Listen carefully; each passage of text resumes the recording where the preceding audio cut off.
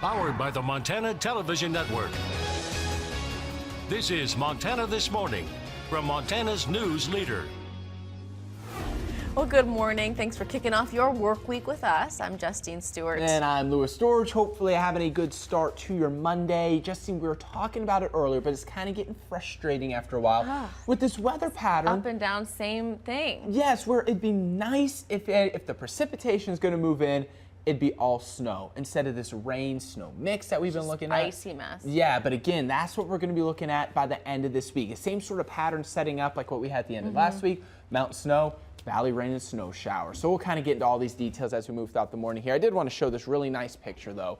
This was sent in to us by Shiloh Jensen. Shiloh, thank you so much for this fantastic photo right here. And then one other picture that I wanted to show for you this morning, sent in to us by Cindy Schaefer. So everyone, thank you for these photos. Fantastic. We also send in several others as we move throughout the morning. So here is a quick look at your temperatures. We're at 33 St. Regis, we're at 37 Thompson Falls, 33 Polson, 27 in Missoula with high pressure overhead today. That's what's going to allow us to stay with some clear skies as we roll into the afternoon, much like what we saw yesterday. But like I mentioned, we have several systems moving in. First one Tuesday night and then a strong one moving in by Thursday with more rain and snow showers. We'll talk more about that here in a few minutes.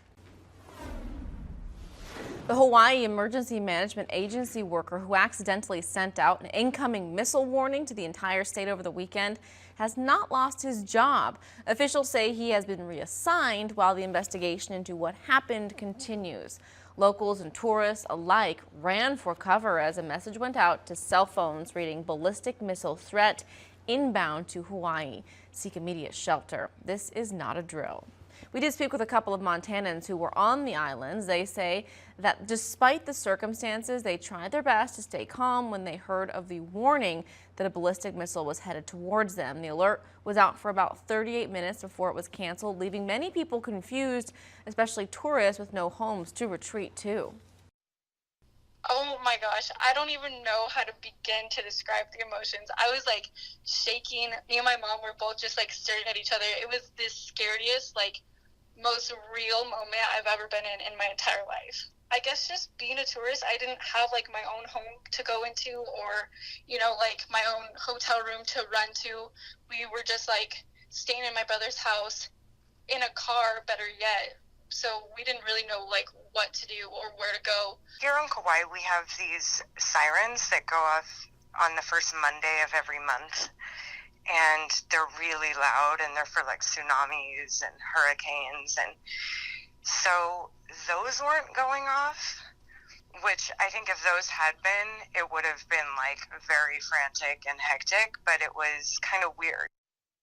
In the end, both agreed that the incident has got them thinking about what they would do if they ever had to face a real attack. We also spoke with some Hawaii residents who, after the fact, were reevaluating their plans during an emergency. Sean Lee and Debbie Choi Lee said that many homes in Hawaii don't have basements, so finding shelter was difficult.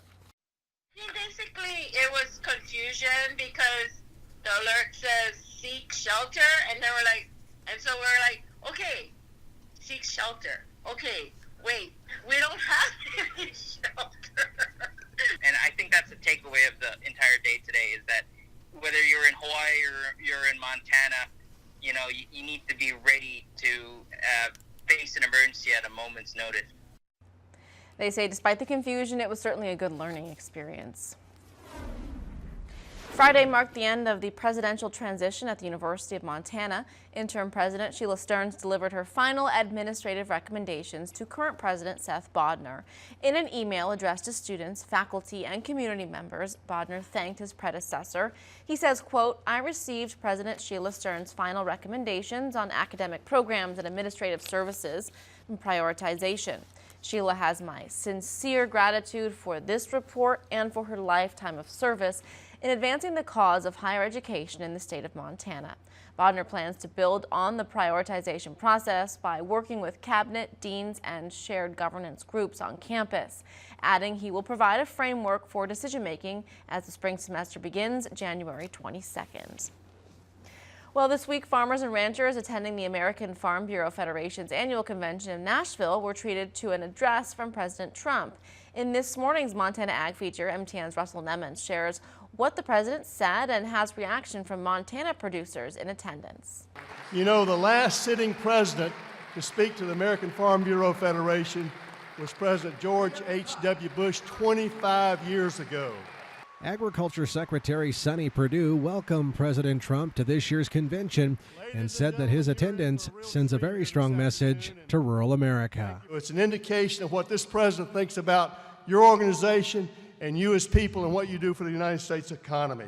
Once on stage, the president didn't waste any time in praising farmers and ranchers for their enduring values. Each of you carries the same title that's been proudly borne by patriots and pioneers, inventors and entrepreneurs, the title of, very proudly, American Farmer. Thank you very much.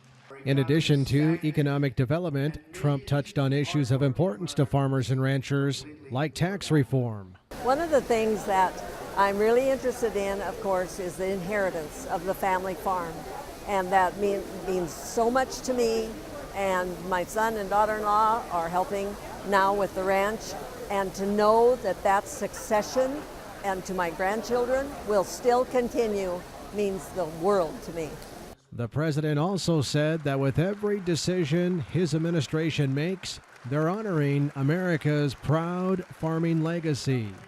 Years of crushing taxes, crippling regulations, and it's never been worse than it was before I got here. It was horrible. And corrupt politics left our communities hurting. This too resonated well with farmers and ranchers in attendance, especially young producers. There's some optimism in agriculture just based on rolling back some of the rules and the regulations that we're facing every day, allowing producers to get back to work, to doing what they do, feeding the world and taking care of their family and their operations. As for the new farm bill, the president promised it would continue to provide a safety net for producers who are now entering their fifth year of declining incomes. I'm Russell Nemitz, MTN News. President Trump also acknowledged controversy over NAFTA and other trade agreements that account for roughly a quarter of U.S. agriculture revenues, and said he's working very hard to get a better deal for our farmers and ranchers and manufacturers. Montana state parks will be getting a little bit of a bonus in the sum of $2 million of federal funding. A release from the Fish, Wildlife and Parks says they are launching a new improvement program for wildlife habitat. They intend to work on managing noxious weeds in both public and private lands. The Montana Wildlife Habitat Improvement Act was passed by the 2017 Montana legislature, which allows the FWP to use federal funding annually towards the Wildlife Habitat Improvement Program. The release says FWP is looking for your opinion on its administrative rules, as well as soliciting applications for a Citizens Council and grant applications. The public hearing on the proposed administrative rules will take place February 13th at 2 p.m. at FWP headquarters in Helena. Montana Outfitters, Guides, and Association held a conference to talk about the conservation of wildlife and the fact that chronic wasting disease has arrived here in the state. Chronic wasting disease is not curable, and it's not a virus or bacteria. Mule deer is the main source, but it can also be found in elk and whitetail. Fish, Wildlife and Parks says they have conducted a 3-year high-priority surveillance plan around the state to monitor CWD. The Montana Outfitters and Guides Association president tells us it's important for all sportsmen and landowners to realize this is something real. It's important for everybody to understand that conservation and protection of the wildlife is extremely important, and this particular issue could be devastating not only for sportsmen but also for communities. FWP says it is imperative that if people report sightings of diseased-looking animals, so they can set up a management plan to take care of it. All right, it is 6:08. Time to send on over to Lewis for your weather on the 8th. All right, thank you, Justine. Good morning, everyone. Hope your Monday's going good so far. Always kind of tough to get back into it after a weekend, especially when we had some pretty nice weather out there. It was nice in Corvallis over the weekend. This was sent in to us by Debbie. Had some clear blue skies, some snow still in the mountains, but not a lot of snow in the valleys as temperatures were really mild this weekend, and we're going to continue to see this really mild trend all the way through at least Thursday of this week. Then after that is when we're going to bring in this pattern change. I'm going to show you that pattern change coming up here in just 1 minute. First, though, let's take a quick look at your temperatures outside. 29 Seeley Lake, 19 Kalispell, 33 Polson, 27 Missoula, 34 Hamilton, 33 St. Regis. We're at 37 this morning, waking up in Thompson Falls. Now, let's go ahead and time out the next couple days, see what we're looking at as far as your temperatures go. And to do this, we're going to use the jet stream forecast. So first, here's this morning. We're stopping this at 6 a.m. We mentioned high pressure overhead. We're getting this high pressure ridge out west. Bitterly cold temperatures remain off to the east. We're going to keep these mild temperatures, like I said, it looks like through at least Thursday of this week. Now we have a couple hiccups moving in. The first one is going to be late Tuesday night into early Wednesday morning. A little bit of a dip here, just a slight dip in the jet stream. This is called a short wave.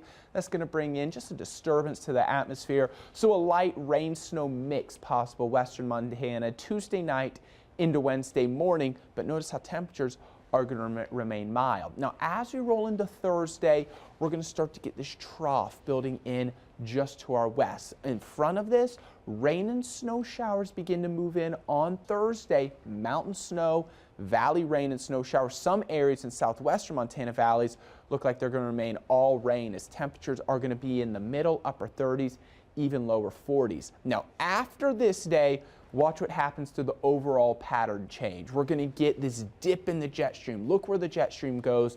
Cold temperatures begin moving in by next weekend. So what this means is any disturbances that begin to move in by next weekend, we're not talking about the rain snow shower mix. Everyone's going to see the snow, and this pattern looks to stick around at least through next week, and if not longer, as we're going to start to get rid of these warmer temperatures that we have been seeing. But again, before this moves in, we're going to have to wait at least until Thursday of this week. And we can see this in your 7-day forecast. So notice those temperatures, middle upper 30s for Missoula all the way through Thursday. And then by the weekend, highs drop into the upper 20s, with our best chance of those rain and snow showers coming in on Thursday. Same thing for Kalispell, middle upper 30s through Thursday, then upper 20s Saturday and Sunday.